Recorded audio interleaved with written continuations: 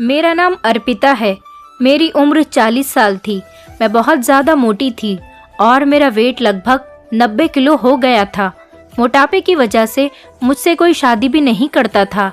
एक दिन मेरी चाची ने मुझे ख़ास दवाई दी और कहने लगी कि हर रात इस दवाई की 10 बूंदें अपने पेट पर लगा लेना, इससे तुम्हारे शरीर की सारी चर्बी ख़त्म हो जाएगी। और इसी तरह से मैंने वो दवाई अपने पेट पर लगा ली। दवाई पेट पर लगाते ही मुझे अपना होश नहीं रहता था, लेकिन अच्छी बात ये थी कि मैं दिन ब दिन कमज़ोर होती चली जा रही थी और मेरा वेट भी धीरे धीरे कम हो रहा था। एक दिन मुझे कुछ शक हुआ तो मैंने छुपकर अपने कमरे में सीसीटीवी कैमरा लगा दिया और उसके बाद दवाई लगाई और फिर सो गई। जब सुबह उठकर मैंने कैमरे की फुटेज देखी तो मेरे पैरों तले से ज़मीन निकलकर रह गई थी। मैं अपने घर की सबसे बड़ी बेटी थी और अभी तक मेरी शादी नहीं हो पाई थी। और क्योंकि मेरा वेट बहुत ज़्यादा था, मेरे लिए जहाँ से भी रिश्ता आता था, लड़के वाले मेरा वज़न देखकर रिश्ते के लिए इनकार करके वापस चले जाते थे। अब तो मेरा दिल टूटने लगा था क्योंकि मेरी उम्र काफ़ी हो गई थी और मेरे चेहरे पर धीरे धीरे झुर्रियाँ भी आने लगी थी। झुर्रियाँ इसलिए आ रही थी क्योंकि मैं अपने मोटापे की वजह से बहुत ज़्यादा टेंशन लेने लगी थी और फिर ऊपर से इस मोटापे के कारण मेरी शादी भी नहीं हो पा रही थी।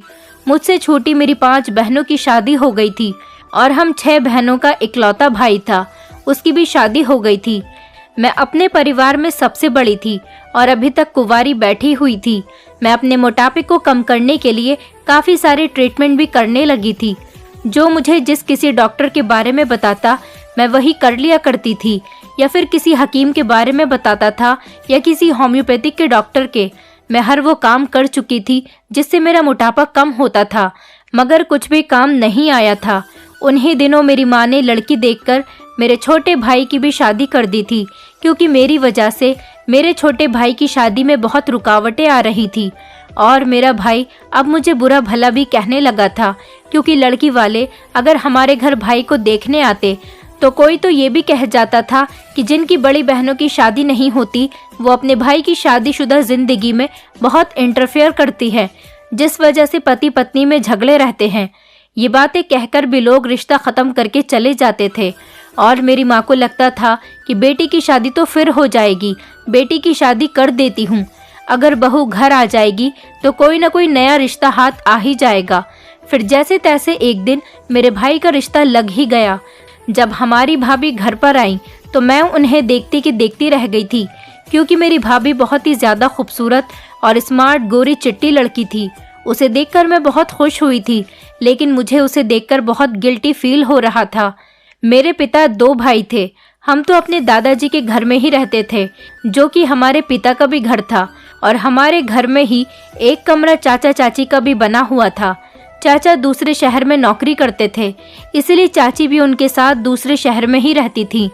मेरे चाचा चाची की शादी को 1 साल हो गया था और चाचा की शादी के 1 महीने बाद ही चाचा अपने साथ चाची को जहां वो नौकरी करते थे उस शहर में लेकर चले गए और वहीं पर शिफ्ट हो गए। मेरी चाची बहुत खूबसूरत और पतली सी थी। अब कुछ दिनों पहले उनका फ़ोन आया था कि वो लोग हमारे घर पर ही दोबारा से शिफ्ट होने आ रहे थे, इसलिए हमने उनका रूम खोलकर उनके रूम की अच्छी तरह से सफाई कर दी थी। 10 दिन के बाद वो लोग अपने कमरे में रहने के लिए आ गए थे। जब चाची घर पर आई तो मैंने देखा कि चाची पहले से भी ज़्यादा और स्मार्ट हो गई थी। मैं उनकी खूबसूरती और स्मार्टनेस का राज जानना चाहती थी, क्योंकि चाची मुंबई जैसे शहर में रहकर आई थी और वहाँ के तो सारे लड़के लड़कियाँ बहुत स्मार्ट और फिट होते हैं। चाची 1 महीने की ही दुल्हन थी जब अपने पति के साथ मुंबई में शिफ्ट हो गई थी, इसलिए हमारी उनसे ज़्यादा बातचीत नहीं हो पाई थी। हाँ, पर फ़ोन पर कभी कभी हमारी बात होती रहती थी। कुछ ही दिन गुजरे थे, चाचा चाची दोनों ही अब हमारे घर में शिफ्ट हो गए थे और अब चाचा का दोबारा से मुंबई जाने का कोई और इरादा नहीं था। मेरी चाची का मायका उदयपुर का ही था। हम सब लोग उदयपुर में ही रहते थे। चाचा चाची की लव मैरिज हुई थी और उन्होंने अपने शहर की लड़की से ही शादी कर ली थी। कुछ ही दिन गुजरे थे कि मेरी चाची के साथ अच्छी दोस्ती हो गई थी। भाभी तो मुझसे कम ही बातें किया करती थी। कहने को तो भाभी भी बहुत खूबसूरत थी, लेकिन ना जाने वो अपने किस घमंड में रहती थी। मुझसे तो बिल्कुल भी बात करना पसंद ही नहीं करती थी। लेकिन चाची की आदत बहुत अच्छी थी और उन्होंने मुझसे धीरे धीरे दोस्ती कर ली थी। पर हम दोनों की दोस्ती काफ़ी हद तक बढ़ गई थी। मैं हमेशा बस चाची से मुंबई की बातें पूछती रहती थी और उनकी फिटनेस का राज जानना चाहती थी। अब चाची मुझसे कहती थी कि तुम भी जल्दी से शादी कर लो। मैं चाची से पूछती कि मैं शादी कैसे कर लूँ। मेरे पास तो ना ही आप जैसी खूबसूरती है और ना ही स्मार्टनेस। मेरा वेट ऐसा है कि कोई भी मुझे नज़र तक उठाकर नहीं देखता। चाची कहने लगी, इसमें कौन सी बड़ी बात है, तुम फिक्र मत करो, सब कुछ ठीक हो जाएगा, मैं तुम्हारा सारा ट्रीटमेंट कर दूंगी। मैं चाची को हैरान होकर देखने लगी कि चाची मेरा इलाज कैसे करेंगी। चाची कहने लगी कि तुम अभी मेरे साथ डॉक्टर के क्लिनिक चलो, मैं यहाँ पर एक बहुत अच्छे डॉक्टर को जानती हूँ। मैं चाची की बात सुनकर बहुत ज़्यादा खुश हो गई थी और मुझे यकीन नहीं आ रहा था कि आज पहली बार किसी ने मुझे डॉक्टर के यहाँ जाने के लिए कहा था, वरना सब लोग यही कहते थे कि तुम खाना बहुत खाती हो, इसलिए बहुत ज़्यादा मोटी हो रही हो और थोड़ी डाइट कर लो तो ठीक हो जाओगी। लेकिन चाची मुझे बड़ी खामोशी के साथ घर से बाहर लेकर चली गई और उन्होंने फिर एक ऑटो रोका और उन्होंने मुझे फिर ऑटो में बैठने के लिए कहा। उसके बाद कहने लगी, चलो मैं तुम्हें डॉक्टर के पास लेकर चलती हूँ। मैं बहुत खुशी खुशी चाची के साथ ऑटो पर बैठ गई। हम लोग लगभग 15 मिनट का रास्ता तय करने के बाद एक बड़े से क्लिनिक के सामने पहुंच गए थे, मगर मुझे बड़ी हैरत हो रही थी कि इस क्लिनिक के आगे कोई भी बोर्ड वगैरह नहीं लगा हुआ था और न ही क्लिनिक में कोई ज़्यादा लोग थे। मेरे जैसी कुछ 2-3 औरतें वहां पर बाहर बैठी हुई थी और उन औरतों के चेहरे पर बड़े बड़े दाग धब्बे मौजूद थे, जिनको देखकर मुझे अपना मोटापा काफ़ी बेहतर लग रहा था, क्योंकि उनकी कंडीशन मुझसे भी ज़्यादा ख़राब थी। थोड़ी देर के बाद एक लड़की अंदर आई। वो उन सब औरतों को देखने लगी जो उस कमरे में बैठी हुई थीं। फिर जब उस लड़की की नज़र मुझ पर पड़ी तो उसने बड़े अजीब से अंदाज में मुस्कुराते हुए मेरी चाची को इशारा किया।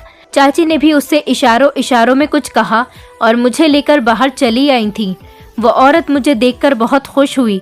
चाची ने मुझसे कहा, ये औरत तुमसे जो भी पूछे तुम उसके बारे में सीधा सीधा जवाब दे देना और यही लड़की तुम्हें बड़ी डॉक्टर के पास लेकर जाएगी, जिससे तुम्हारी सारी परेशानी खत्म हो जाएंगी। मुझे क्या पता था कि अब मेरी किस्मत बदलने वाली है और अपनी चाची पर भरोसा करके मैं बहुत बड़ी गलती करने वाली हूँ। वो लड़की मुझे अपने साथ कमरे में लेकर गई। वहाँ पर भी चाची मौजूद नहीं थी। वो लड़की मुझसे कहने लगी, तुम्हारे मोटापे का वेट करना पड़ेगा और पता लगाना पड़ेगा कि तुम्हारे शरीर में पानी कितना है और चर्बी कितनी है। तुम इस बेड पर लेट जाओ और मैं मशीन लेकर आती हूँ। मैं बहुत हैरान हुई थी, लेकिन चाची ने मुझसे कहा था कि चुपचाप इस औरत की बात मान लेना, जैसा ये कहे वैसा करती रहना, ऐसा न हो कि बाद में कोई परेशानी हो जाए। मैं फौरन ही उस लड़की के कहने के मुताबिक आंखें बंद करके बेड पर लेट गई। इसके बाद मैं नहीं जानती थी कि मेरे साथ क्या हुआ था। कुछ ही देर गुजरी थी कि मुझे हल्की हल्की सी आवाज़ें आने लगी। शायद वो औरत कमरे में आई थी। बस फिर क्या था, मेरी आंखों पर किसी ने पट्टी बांध दी। मुझे बहुत डर लग रहा था क्योंकि चाची भी उस टाइम मेरे पास नहीं थी। पट्टी बांधने के बाद मुझे कुछ पता ही नहीं चला था। मेरी आंखों के सामने अंधेरा ही अंधेरा छा गया था। जब मेरी पट्टी खुली तो मैं बिल्कुल वैसी की वैसी ही थी। मुझ में तो कोई भी बदलाव नहीं आया था और ट्रीटमेंट लगभग उन्होंने 20 मिनट तक किया था, लेकिन मुझे अपने पूरे शरीर में खुजली सी महसूस हो रही थी। मैंने उस औरत से पूछा कि ये क्या था और मुझे खुजली क्यों महसूस हो रही है, मेरे साथ क्या किया है तुम लोगों ने। वो कहने लगी कि मैंने तुम्हारा अल्ट्रासाउंड किया है और इसमें इतना हैरान होने वाली कौन सी बात है। अल्ट्रासाउंड को लेकर मेरे दिमाग में अलग अलग तरह की बातें घूमने लगी थी। अल्ट्रासाउंड तो प्रेग्नेंट लेडीज़ का किया जाता है जिनका कोई बच्चा पैदा होने वाला हो, या फिर अल्ट्रासाउंड के लिए पेट पर एक गाढ़ा गाढ़ा सा लिक्विड लगाया जाता है और अल्ट्रासाउंड करने की मशीन भी दूसरी होती है।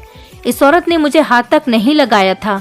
फिर ये किस तरीके का अल्ट्रासाउंड किया जा रहा था जो बिना देखे हो गया। मुझे ये सब कुछ बहुत अजीब लग रहा था। फिर वो मुझे अपने सामने बैठाकर मुझसे बातें करने लगी और कहने लगी कि तुम्हें कब से मोटापा है और तुम कितना खाना खाती हो। मेरी सारी बातों का जवाब वो एक ही पेपर पर लिखती जा रही थी। यहाँ तक कि सारी डिटेल लेने के बाद उसने मुझे कहा कि अब तुम बाहर जाओ और अपनी चाची को अंदर भेजो। मैं डरते डरते बाहर चली गई। मुझे पता नहीं था कि मेरा वजन कम भी हो पाएगा या नहीं। बाहर जाकर मैंने चाची से कहा कि वो आपको अंदर बुला रही है। तो चाची कमरे में चली गई।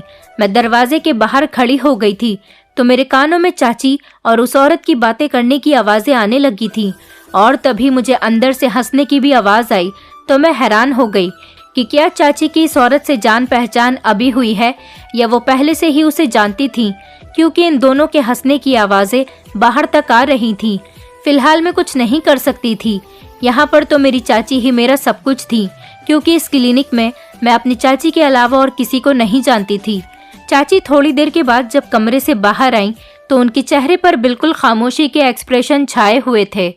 वो मुझसे कहने लगी, चलो जल्दी से घर चलो, अब काफ़ी देर हो गई है, तुम्हारे चाचा भी आने वाले होंगे। चाची की इस जल्दबाजी को मैं समझ नहीं पाई थी। मैं उनके पीछे पीछे आ गई।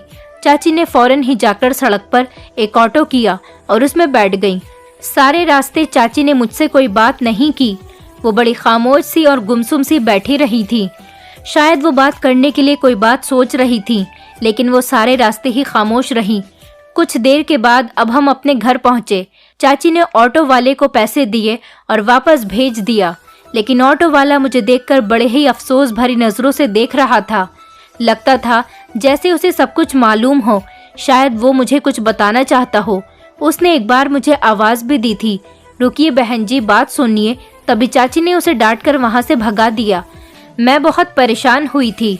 मेरा दिल तो चाह रहा था कि मैं चाची से सारी बातें पूछ लूं, उनसे कहूं कि मैं चाचा को बता दूंगी, लेकिन मैं क्या कर सकती थी। मेरा वजन बहुत ज्यादा हो गया था और अब ले दे के चाची ने ही मेरा इलाज करवाना था। जैसे ही हम घर के अंदर आए, चाची मुझे कुछ बताने के बजाय सीधा अपने कमरे के अंदर चली गई। मैं भी उनके पीछे पीछे उनके कमरे की तरफ ही चली गई। शायद वो मुझे अब मेरे इलाज के बारे में कुछ बताएंगी, मगर उन्होंने अपने कमरे में जाते ही फौरन अपने कमरे का दरवाज़ा झट से बंद कर लिया और मैं पागलों की तरह खड़ी उनको देख रही थी। काफ़ी देर तक मैंने उनके कमरे के दरवाजे के बाहर खड़े होकर उनका इंतज़ार किया, लेकिन चाची कमरे से बाहर निकलने का नाम ही नहीं ले रही थी और मेरे दिल में अजीब अजीब तरह के ख्याल आ रहे थे। न जाने चाची मेरे साथ ऐसा क्यों कर रही थी। यही सब सोचते हुए मैं सीधा अपने कमरे की तरफ आ गई। कुछ देर के बाद मेरी माँ ने मुझे आवाज़ लगाई और कहने लगी कि तुम्हारी चाची तुम्हें बुला रही हैं। मैं बाहर गई तो चाची बहुत खुश नज़र आ रही थी और मेरे गले लगकर कहने लगी कि तुम मेरी भतीजी नहीं बल्कि तुम मेरी दोस्तों की तरह हो। मैं आज बहुत खुश हूँ, तुम्हारा इलाज तो हो ही जाएगा। चाची की ये बात सुनकर मुझे बहुत खुशी हुई थी कि चलो अब मेरा इलाज शुरू हो जाएगा और मैं भी खूबसूरत और स्मार्ट दिखने लगूंगी। और चाची के चेहरे से भी खुशी भरे एक्सप्रेशन खूब झलक रहे थे। उन्होंने मुझे अपने पर्स से 2000 रुपये निकाल कर दिए और कहने लगी, लो तुम्हारा जो दिल करे वो तुम मंगवा कर खा लेना। मैं उनकी ये बात सुनकर परेशान हो गई और हैरानी से चाची से कहने लगी, चाची आप मेरा मोटापे का इलाज करवाने के लिए मुझे अपने साथ लेकर गई थी और अब मुझे खाने के लिए इतने ढेर सारे पैसे दे रही हो, ये क्या बात हुई? मेरी कुछ समझ नहीं आया। मेरा ऐसे पूछने पर चाची खूब जोर जोर से हंसने लगी और कहने लगी, अरे इसमें कौन सी बड़ी बात है, आज तो तुम अपनी मर्जी का खूब खाओ पियो और कल से डाइटिंग करना और मैं तुम्हारा ट्रीटमेंट भी करूंगी। और हाँ, इस लेडी डॉक्टर ने तुम्हारे लिए एक स्पेशल दवाई भी दी है। इस दवाई से तुम 1-2 महीने में ही बिल्कुल पतली हो जाओगी और तुम्हारे पेट की चर्बी पिघलकर ख़त्म हो जाएगी, जिसके साथ साथ तुम्हारा वेट काफ़ी कम हो जाएगा और तुम बिल्कुल फिट और स्मार्ट दिखने लगोगी।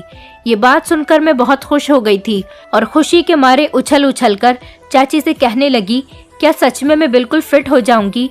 चाची कहने लगी, हाँ बिल्कुल, तुम बिल्कुल फिट हो जाओगी। मैंने चाची से कहा, मुझे तो लगा था कि उस डॉक्टर ने आपको कोई खतरे वाली बात बताई है।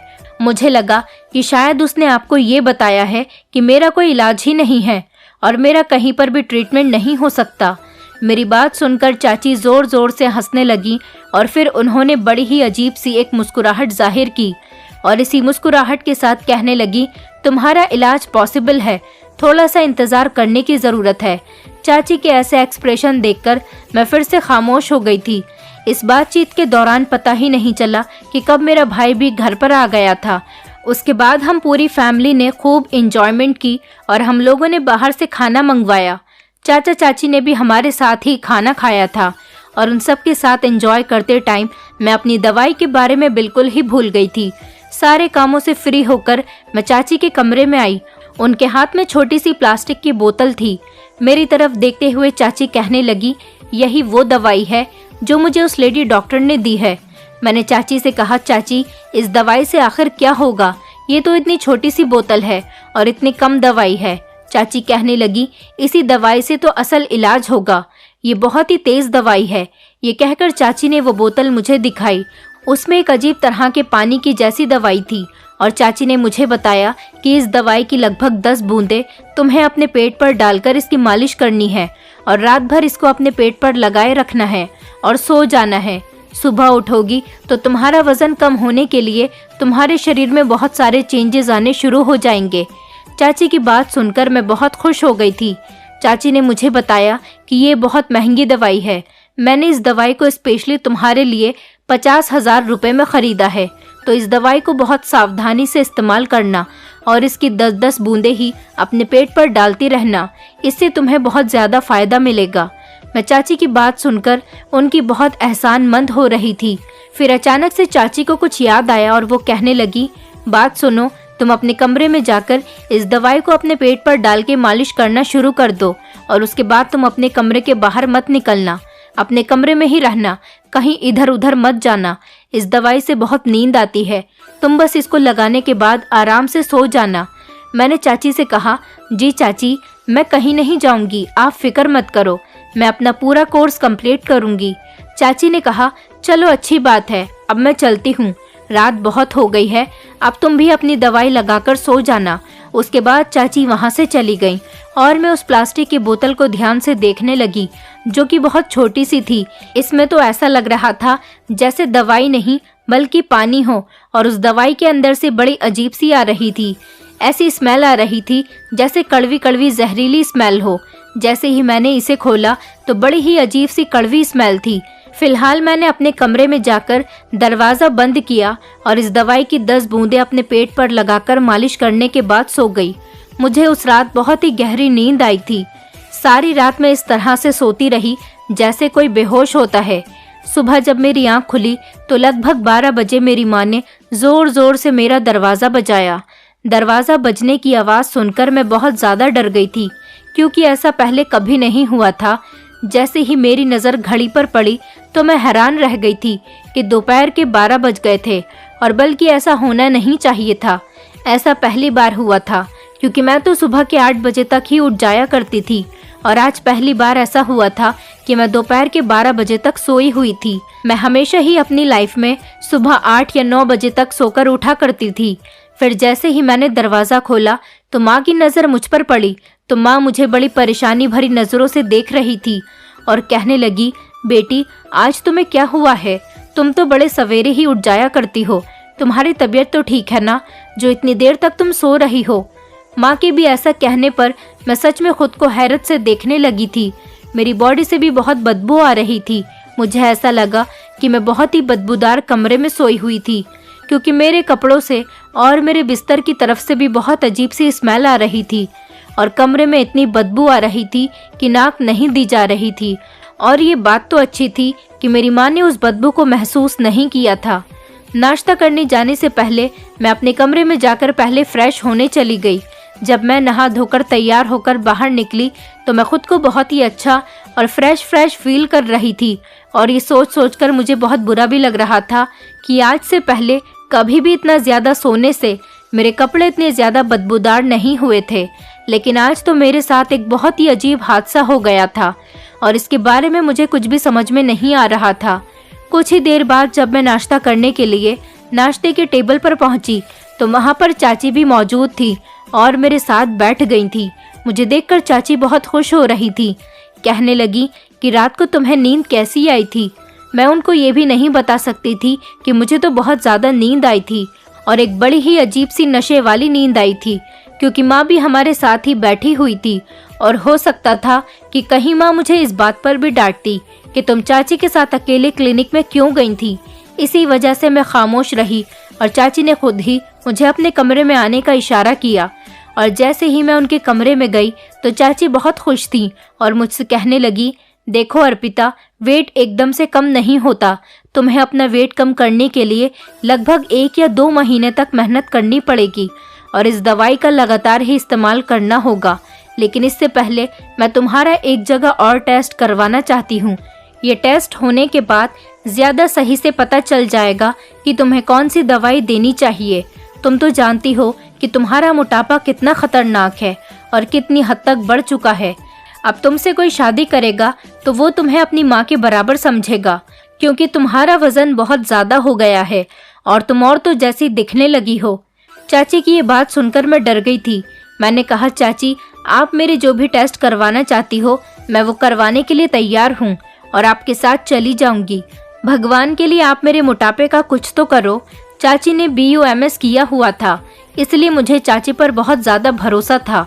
चाची ने कहा कि आज शाम को डॉक्टर के पास चलेंगे, तुम तैयार रहना।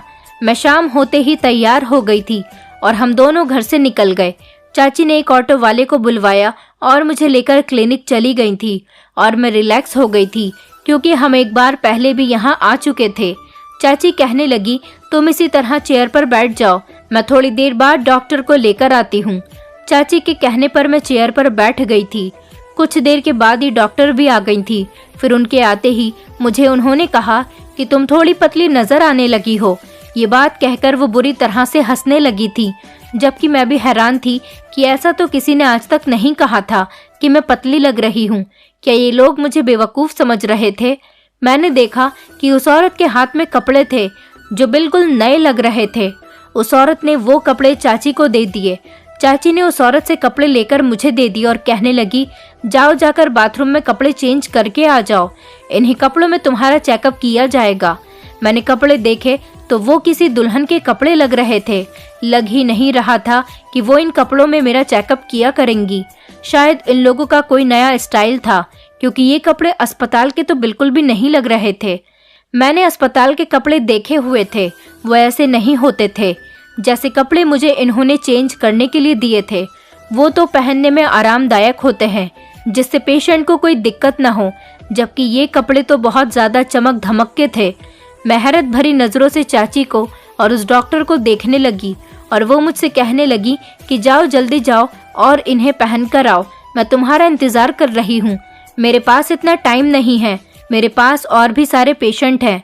ये सुनकर मैं बाथरूम में चली गई। वहाँ जाकर मैंने अपने पहने हुए कपड़े लटकाए और चमकीले कपड़े चेंज करके बाहर आ गई थी।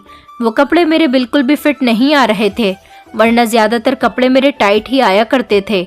वो औरत मुझे अपने साथ लेकर एक कमरे में चली गई और मुझसे कहने लगी कि तुम यहीं थोड़ी देर बैठी रहो और मेरा इंतज़ार करो, और हाँ, तुम्हें यहाँ सामने बैठकर इस शीशे की तरफ देखना है, बिल्कुल भी हिलना झुलना नहीं है। मैं उस औरत के कहने पर ध्यान देने लगी। मेरे सामने एक शीशा लगा हुआ था, मैं जिसमें खुद को लगातार देख रही थी। शीशे के सामने बैठे हुए मुझे लगभग 1 घंटा गुजर गया था। फिर जब वो औरत कमरे में आई तो उसने मुझसे कहा कि तुम उठकर खड़ी हो जाओ, और हाँ, तुम्हें बिल्कुल भी हिलना नहीं है, वरना तुम्हारे लिए परेशानी खड़ी हो जाएगी। और मैं तुम्हारे चेकअप के लिए बहुत बड़ी मशीन कमरे में रख चुकी हूँ, उस मशीन से तुम्हारा चेकअप किया जाएगा। फिर उसने मुझसे कुछ और बातें की और कहने लगी, अब तुम लोग घर चली जाओ, मुझसे 1 हफ्ते के बाद आकर मिलना। जो दवाइयाँ मैंने तुम्हें दी थी वो तुम पर जल्द ही असर करने लगेंगी, इसके बाद तुम ठीक होने लग जाओगी। वैसे भी तुम्हारा वेट तो 5 किलो तक कम हो गया है, मैंने तुम्हारा वेट कर लिया। वो औरत ऐसा कहने लगी तो मैं बहुत हैरान हुई थी। वेट तो मेरा किसी ने किया ही नहीं था और मैं चुपचाप खामोशी से अपने घर पर आ गई थी। चाची इस बार भी बहुत परेशान लग रही थी। मुझे हैरानी थी कि पहले की तरह आज भी वो खुशहाल नहीं लग रही थी। चाची को देख देखकर मुझे भी फिक्र हो रही थी कि ना जाने ऐसी क्या बात है जो चाची इतना परेशान है। जैसे ही हम लोग घर पहुंचे, चाची मुझे लेकर अपने कमरे में आ गई थी और कहने लगी, उस औरत ने तुम्हें और क्या कहा था? वो मेरी बहुत फिक्र करते हुए मुझसे पूछने लगी। मैंने कहा, चाची, उन्होंने तो मुझसे कुछ भी नहीं कहा था, उन्होंने सिर्फ मेरा चेकअप किया और कुछ नहीं। लेकिन चाची, ऐसे दुल्हन वाले कपड़े में कौन चेकअप करता है? मैंने बड़ी परेशानी से पूछा था। चाची कहने लगी, तुम इस बात की फिक्र मत करो, तुम्हारा रिश्ता जल्दी हो जाएगा और तुम सच में पतली और फिट हो जाओगी और देखने में भी खूबसूरत लगोगी। अब चाची की बातों ने मुझे खुश कर दिया था और उन्होंने खुशी खुशी मुझसे बात की थी। चाची ने ऐसा कहा तो मैं खामोश हो गई थी कि शायद चाची ऐसा कह रही है तो फिर मैं पतली ही लग रही होंगी। फिलहाल चाची ने मुझे बताया कि अब तुम्हारे पतले होने की वजह से मैं तुम्हारा रिश्ता भी लेकर आऊंगी, और फिक्र मत करो, मैं तुम्हारे लिए अच्छे परिवार से रिश्ता लेकर आऊंगी और तुम्हारी शादी भी खूब धूमधाम से होगी। चाची ने ये कहा तो मैं खुश हो गई थी, लेकिन घर में किसी ने मेरे वेट के बारे में कोई भी बात नहीं की थी। 3-4 दिन के बाद फिर से चाची ने मुझसे कहा, फैमिली वालों से पहले मैं तुम्हें लड़का दिखाना चाहती हूँ, लड़का पसंद हुआ तो बताना। वो लोग 2 दिन बाद मेहमान बनकर हमारे घर आने वाले हैं। लगभग एक पूरी फैमिली हमारे घर आएगी। चाची ने लड़के वालों को यही बताया था कि उनकी भतीजी का रिश्ता अभी तक नहीं हुआ। 2 दिन बाद वो लोग हमारे घर पर रिश्ता लेकर भी आ गए थे, मगर वो सब लोग तो जैसे मुझे पहले से ही जानते हैं। जब मैं उन लोगों के सामने गई तो लड़की की माँ ने कहा कि अरे ये तो वही लड़की है, देखो देखो इसका मोटापा कितनी मोटी है। नहीं नहीं, ये तो बहुत मोटी है। पहले से ही हमारे परिवार में ऐसी लड़कियों का काफी मजाक बनता है, हम ऐसी लड़की को अपने घर की बहू नहीं बना सकते, चलो यहाँ से। और ये कहकर वो लोग हमारे घर से चले गए थे। इन लोगों ने तो मेरे मुंह पर ही रिश्ते से इनकार कर दिया था और कहा ऐसी लड़की से वो अपने बेटे की शादी नहीं करवाएंगी। मेरा दिल बहुत टूट गया था, मगर मैं खामोश ही रही थी। वैसे भी चाची ने कहा था कि अगर तुम्हारा ये रिश्ता इन लोगों के साथ नहीं हुआ तो फिर मैं अपने मायके की तरफ से तुम्हारा रिश्ता लेकर आऊंगी और खुद तुम्हारी शादी करवाऊंगी। तुम इस बात की फिक्र मत करो। उनके जाने के बाद चाची मुझे तसल्ली देने लगी और कहने लगी, ये आखिरी लोग हैं जिन पर मैंने भरोसा किया, बस तुम फिक्र मत करो। मैंने अपने मायके की तरफ सारी बात कर ली है। मेरे भाई का बेटा है, अगर वो तुमसे शादी करेगा तो तुम्हारी जिंदगी संवर जाएगी। और तुम फिक्र मत करो, वो लड़का भी तुम्हें डॉक्टर के पास लेकर जाया करेगा। शादी के बाद भी तुम ठीक हो जाओगी। मैंने भगवान जी को थैंक यू बोला और कुछ ही दिनों में चाची के रिश्तेदार मेरे घर रिश्ता लेकर आ गए थे। उन्होंने मुझे देखा तक नहीं और शादी की डेट फिक्स कर दी थी। मैं बहुत खुश हो गई थी। आखिरकार चाची ने मेरा बहुत साथ दिया था और मेरा रिश्ता भी लग गया था। लेकिन चाची ने मुझसे सख्ती से मना कर रखा था कि आज के बाद मैं वो दवाई इस्तेमाल न करूं, क्योंकि इस दवाई से मुझे बहुत नींद आती है और मेरे दिमाग पर बेहोशी सवार रहती है। मैंने चाची की बात समझ ली थी, तो इसीलिए मैंने उस दवाई को इस्तेमाल करना छोड़ दिया था। मेरे लिए जिंदगी अब बहुत आसान सी हो गई थी और इसी तरह से मेरी शादी भी हो गई थी। मेरा पति मुझे देखते ही फिदा हो गया था और कहने लगा कि तुम बहुत अच्छी लगती हो, तुम बहुत खूबसूरत हो। मैंने तो सिर्फ अपने माता पिता के कहने पर ही तुमसे शादी की। मुझे बताया गया था कि तुम्हारा वजन बहुत ज्यादा है। अगर मैं ये सोचता कि तुम्हारा वजन इतना ज्यादा है और तुम देखने में मोटी और बदसूरत लगती होगी, ये सब सोचकर मैं तुमसे शादी नहीं करता, तो ये मेरी सबसे बड़ी बेवकूफ़ी साबित होती। मगर तुम्हारी असल खूबसूरती मैंने आज देखी है। मैंने अपने पति से पूछा कि तुमने अपने माता पिता के कहने पर क्यों शादी की? क्या तुम शादी नहीं करना चाहते थे या फिर तुम अभी शादी करने के लिए तैयार नहीं थे? तो उसने कहा कि मैं तुम्हें ये बात नहीं बता सकता, क्योंकि तुम्हारी चाची मेरी बुआ लगती है और उन्होंने मुझे कसम दी है कि अगर मैं तुमको ये बात बता दूंगा तो मेरी बुआ मुझसे नाराज हो जाएंगी। मैंने बड़ी मुश्किल से अपने पति से ये बात उगलवानी चाहिए।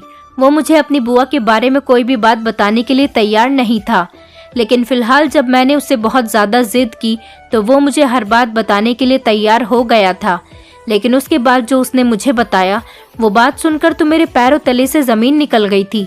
वो कहने लगा कि मेरी बुआ तुम्हारे मोटापे का इलाज नहीं करवा रही थी, वो बल्कि तुम्हें इस्तेमाल करके तुम्हारे थ्रू पैसे कमाना चाहती थी। वो तुम्हें ब्रांडेड कपड़े पहनाया करती थी, जिनको अपने कपड़े पहनाने के लिए मोटी औरतों की ज़रूरत होती थी।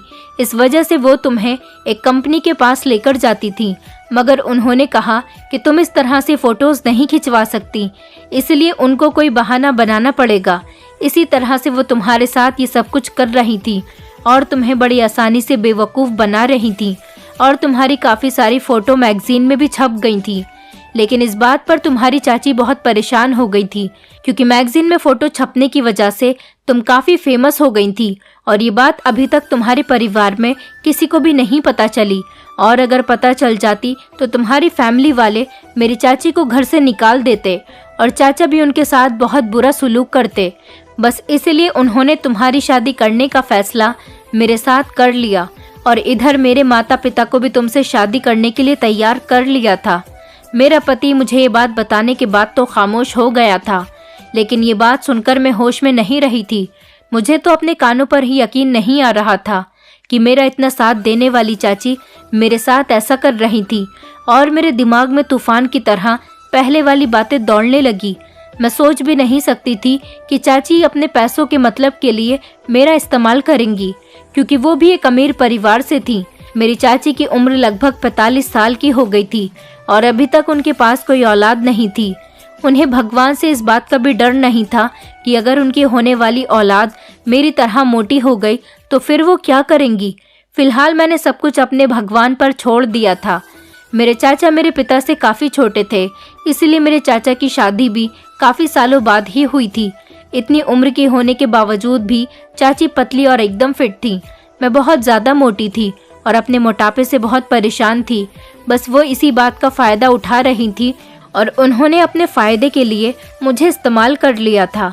लेकिन अच्छी बात तो ये थी कि चाची ने जो मेरे साथ किया था उस गलती को सुधार भी लिया था। उन्होंने अपने भतीजे के साथ मेरी शादी कर दी थी ताकि सारी दुनिया में मेरी बेइज्जती न हो सके।